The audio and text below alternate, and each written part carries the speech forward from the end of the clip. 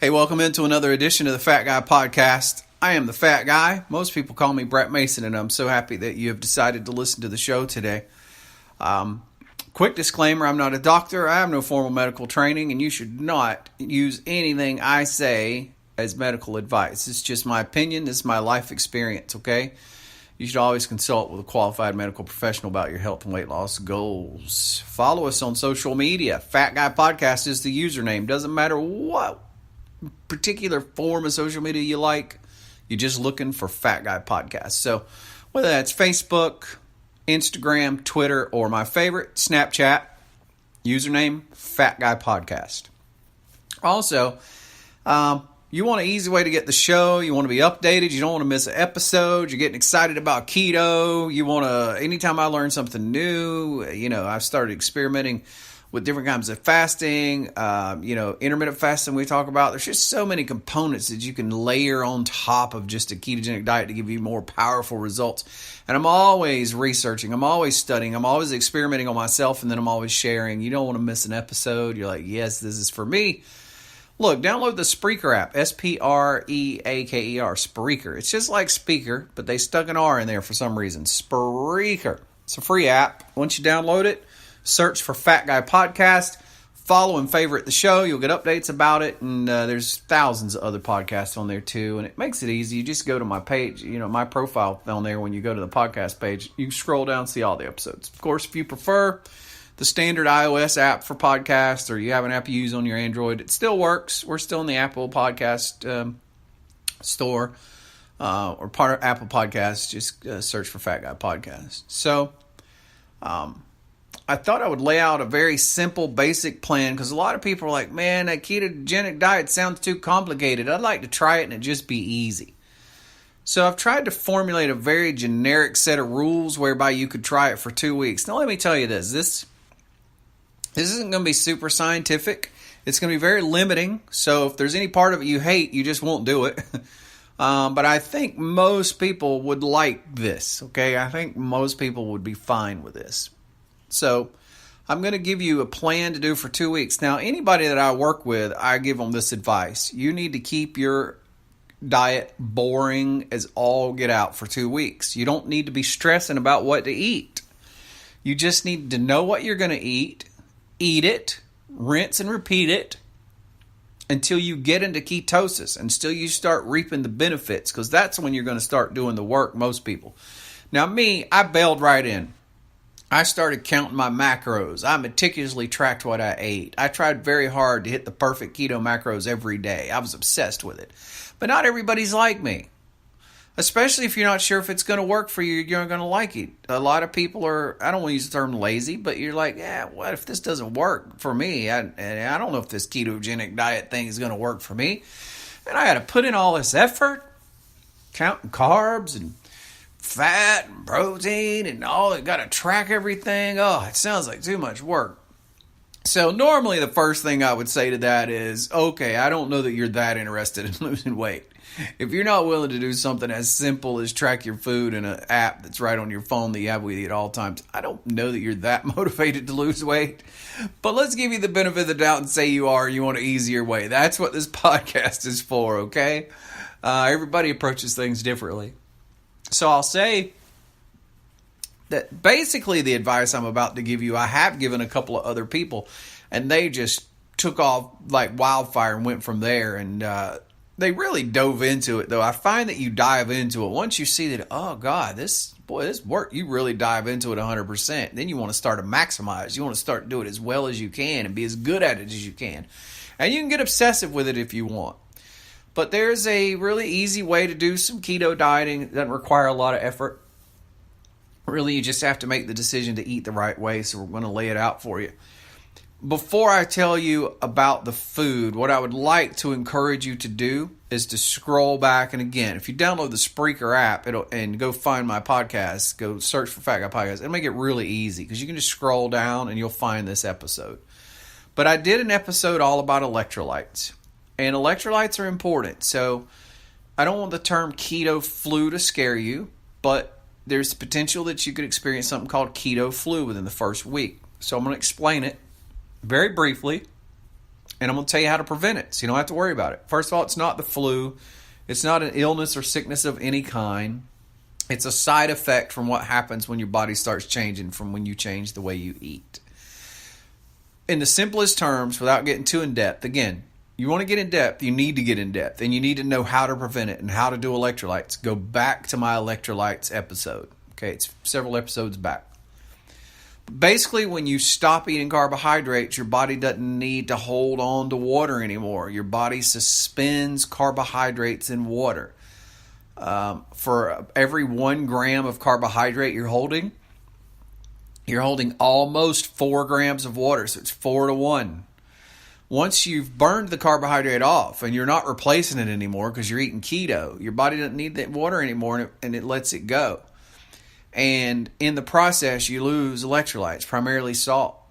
And when you lose electrolytes and you lose water, and this is completely new to you, you're going to get something called keto flu, and that's all it is. It's just an electrolyte imbalance. You've just lost too much electrolytes. Same thing with athletes who get fatigued playing football on Saturday.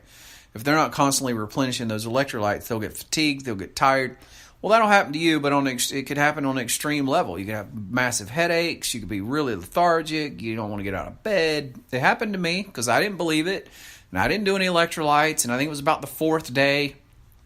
I had the most pounding headache ever, and I felt so horrible, and I barely could even function. And then the next day, it was even worse, and I was like, all right, screw this. So I got me a cup of water, I put me a teaspoon of salt in there, and I downed it, and I felt better within like 30 minutes. And from that moment on, I started doing the electrolytes, okay? So that's my disclaimer. That's the one thing I would highly recommend until your body becomes accustomed to not having carbs stored, okay? So it's really simple. We're going to break it down to 3 meals, and you're going to use a basic formula. Breakfast is going to be the same every day, though. Okay? Breakfast isn't going to change. It might change slightly. I'm going to recommend that you only eat bacon. You could potentially do sausage, which is very tricky, though. Sausage has carbs, and depending on the kind of sausage, it could have more carbs. So I'm just going to say don't do sausage. Just stick with a simple plan. Who doesn't like bacon, right? So you're going to eat your 3-4 slices of bacon in the morning, and you're going to eat it with eggs. Now, you want your eggs over easy, that's fine. You want them you don't want them sunny side up, that's fine. You want them to where the yolk isn't runny anymore, that's fine. However you like your eggs, I don't care. Even boiled eggs would work to a degree. Or poached eggs. I've never really been a poached egg person, so I don't know a lot about it. The only issue that I'll say with getting too crazy with your eggs is that you need to prepare them in fat, and because fat is a very important part of the ketogenic diet. So you want to cook your eggs in butter and get you some good grass-fed butter. So go to the store. They have this at Walmart, and I know they have it at Publix. That's basically the only 2 stores I shop at, but I think it's in every store probably. But you want Kerrygold butter. Now, do you want salted or unsalted? That's up to you. I recommend salted because you're going to need salt on a ketogenic diet. But get Kerrygold butter. That's imported from Ireland, and it's grass-fed, and it's very healthy. So you're going to take at least a tablespoon of butter and pop it in your pan and cook your eggs in it, okay?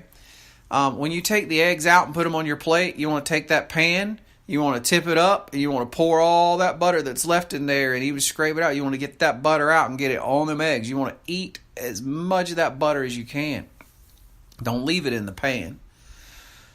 Bacon, cook bacon however you like. The one caveat I would say is that you could also, if you cook bacon in a pan so that the grease accumulates, and instead of doing the butter, you can just cook the bacon first, let the fat accumulate in the pan, and then cook your eggs in that fat. But the thing you wanted to do is you want to pour that, at least, I don't know. See, we're not working in tablespoons anymore, but I would say you want at least a tablespoon of that bacon fat coming out of that pan on them eggs. So that's 2 different ways you can cook them, okay? I like mine over easy. I like the yolk really, really runny. I barely even cook my eggs done. Like, just as soon as that white gets where I can tolerate it, they're out. That's how I like my eggs, but everybody's different. So, how many eggs? 2 or 3. Okay, I usually would have 4 slices of bacon and 3 eggs for breakfast, and I'm a pretty big guy. That's a pretty big breakfast for me. So you're like, what? It sounds like a normal breakfast. It is, unless you think about it. Okay, there's no orange juice, there's no sweet tea, there's no chocolate milk, there's no bread, there's no toast, there's no biscuits. There's none of that. That is your breakfast. It's bacon and eggs. It's good. So I would say, depending on your size or whatever, you want to go 3 to 4 pieces of bacon and 2 to 3 eggs, okay? And you need to have it every morning for breakfast. You're going to have it every morning for 2 weeks. We're going to keep it simple. We're going to keep it plain. It's a delicious breakfast. Sure, more you go, you may get more tired of it, but look, it's the easiest way to go, and you won't find a more ketogenically perfect meal than bacon and eggs. Eggs have a perfect fat to protein ratio, and so does bacon. They're the two of the most perfect keto foods you can eat. So we got breakfast handled. You're going to eat that every day. You're going to eat it, okay? 2 weeks. You can do anything for 2 weeks. So what about lunch and dinner? You're going to follow a very simple formula, okay? You are going to eat beef. I prefer you eat ground beef and get the 80-20, so it's the fattiest ground beef you can get. If you can find some 75-25, which is difficult, although I will say I've seen ground lamb, which is very good. You can find 75-25 ground lamb. It's delicious. More expensive, though. 80-20 if you can get it. 85-15 at worst. Do not eat 90-10 ground beef. There's no fat in there. You want the fat, okay? So 80-20, 85-15 at worst. Ground beef. Eat that a lot. So eat it in the shape of burgers, or, you can brown it and, season it with maybe a few onions and just a dash of garlic powder, maybe, is a way you could do it. The thing about it is I don't want you putting stuff in it. Like, I don't want you putting a bunch of onions, or you can't put tomatoes in it or anything. It just needs to be the meat. So just some seasonings, sure, but that's basically it. That doesn't mean you can't eat other things, though. You can. You can have steak. What kind of steak? Well, the fattier steaks, the better. Those are the more expensive, though. But you could have ribeye steak. You can have strip steak or whatever. You can eat some cheaper steaks, but I'll just say this. If you're going to eat the cheaper steaks, you're really going to have to up the fat on the vegetable side, which we'll talk about. Because the cheaper the steaks get, the less fat are in them. Brisket you could do, but it needs to be brisket you've cooked yourself that didn't have some kind of high sugar sauce used in the process. It's just smoked brisket and that's it. But beef, you want to stick with beef, and I want you to stick with beef every day. I don't want you eating chicken, and I don't want you eating pork chops. Okay, pork chops don't have any fat in it. For the most part, chicken doesn't have any fat in it. I'm going to make one caveat for you, okay? 1 day a week in your 2 weeks. So you can pick a day your first week, and you can pick a day your second week. So 2 days total, you can have chicken, but it must be dark meat chicken. It must be thighs and legs, okay? That's it, thighs and legs. Again, you don't put barbecue sauce on it. I don't know, if you use something like ketchup on your chicken, which would be weird, but you're not doing any of that. You're just going to season it up and cook it, okay? It's just chicken, and you're going to eat the skin. You're leaving the skin on it, and you're going to eat the skin. That's where the fat is. So chicken thighs, chicken legs, skin on, and you eat the skin. There's no breast, there's no wing. You're not eating any of that, and you're definitely not peeling it. But if that's something you want to do, if you feel like you need to mix it up some, you can do that 1 day each week for a total of 2 days. Otherwise, we're eating beef. So with that, you're going to eat 1 cup to 2 cups of vegetables, preferably leafy green vegetables. So here's the ways in which you can achieve that. Greens are the best. Collard greens, turnip greens, whatever. If you're doing turnips, there's no roots, though. You don't do any roots. You make it and you prepare them in fat. So you're going to make you a big pan of collard greens. You're going to make a big pan of turnip greens or whatever. You're going to cook it in bacon grease. So you want to take you like 4 strips of bacon, and you want to cook that bacon down in a pan until it's done. Doesn't have to be crispy like most people like it for breakfast. It just needs to be done and the fat's cooked out of it. And then you dump them greens in that pan and you mix it up, and you're eating all that fat, okay? That's the way you got to do it. You want all that fat in there. A really simple tip for you to remember is that vegetables are a vehicle for fat. Always think of vegetables as a vehicle for fat. So, beyond greens, what can you have? You can have asparagus. Again, you want to take asparagus, you can either do it in a pan or you can roast it in the oven, but you want butter on it. Your portion of what you eat needs to be at least a tablespoon of butter. So, let's say you roast your asparagus in the oven or you put it in the pan. When you get that asparagus out, for whatever portion you eat that day, you need to make sure about a tablespoon of butter comes along with it and gets inside you.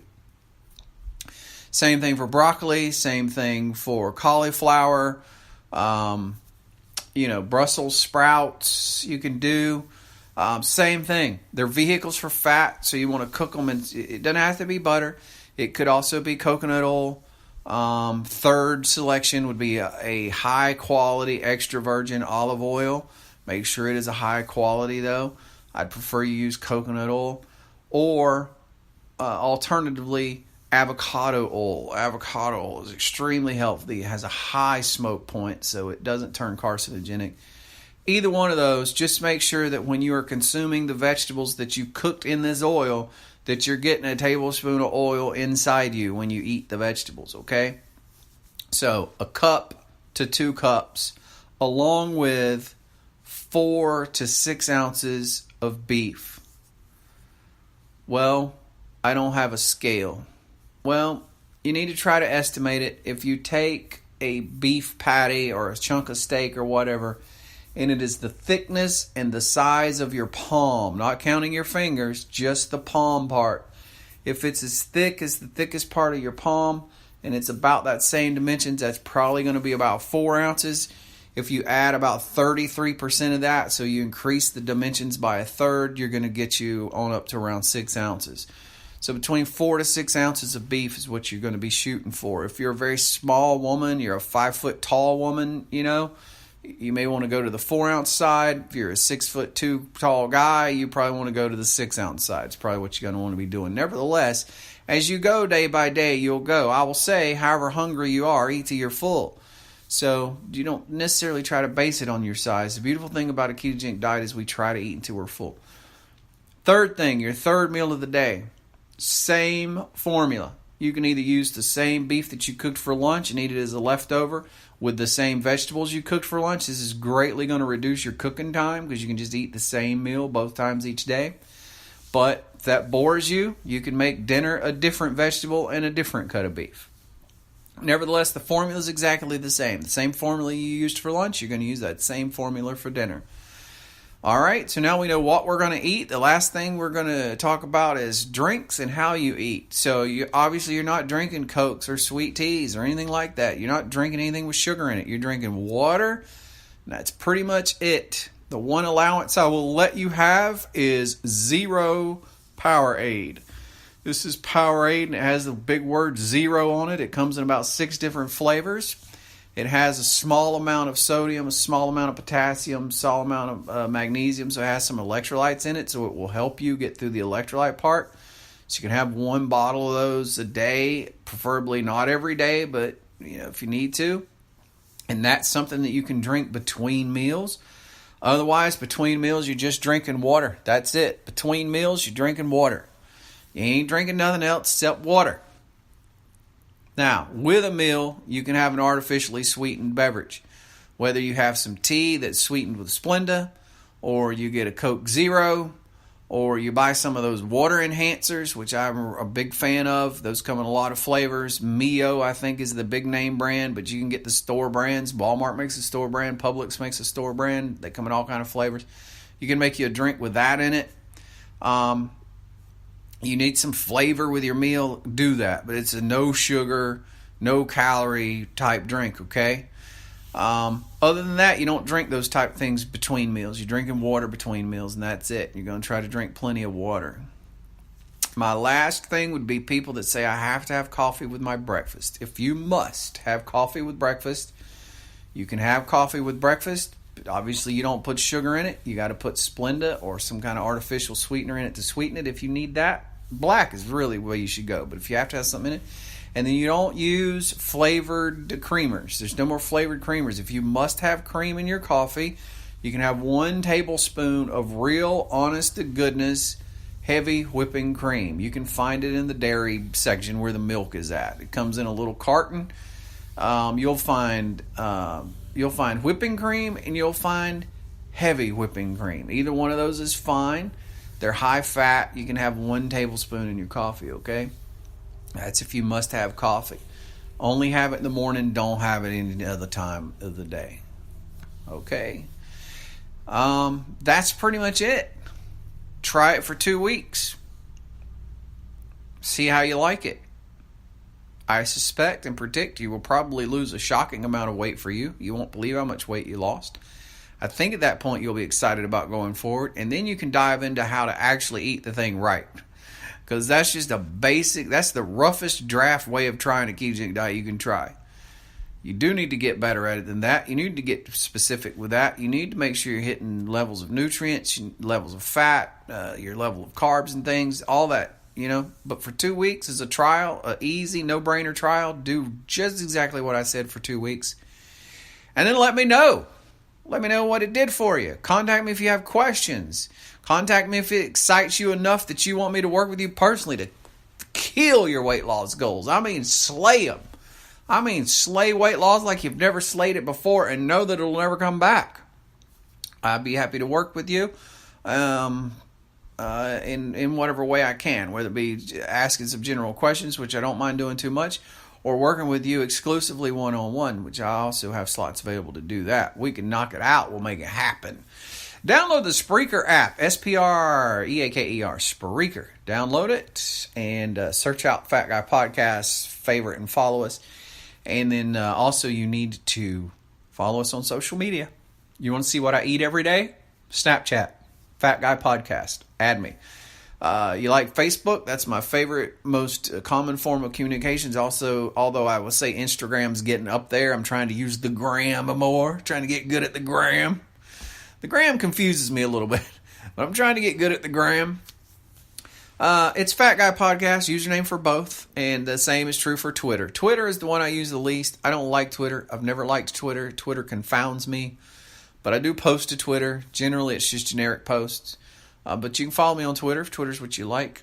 Again, Fat Guy Podcast is the username. The last thing that I ask every time that we do a podcast, and I'm going to add one thing to it today. So if you're a person who, uses a podcasting app and you can review us in Apple Podcast, give us a 5-star review, say something nice about the show, that'd be awesome. You don't know how much that helps spread the word. Apple chooses what podcast they're going to let people see based on what the reviews are.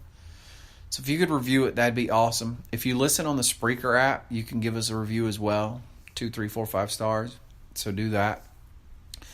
But lastly, the unselfish thing is to ask you to share this. If you know anybody that's a fan of your, like they follow you on Facebook especially, it makes it so easy. If you just share this podcast to your page, they'll see it and you'll never have to have an uncomfortable conversation with them. Like somebody that needs to lose 50 or 100 or 150 or 200 pounds. And you can't have a conversation with them about it. But what you can do is share this podcast and they'll see it in your feed. And they'll see that here's a guy that was fat since he was 5. Here's a guy that was 407 pounds. And here's a guy that's now lost 120.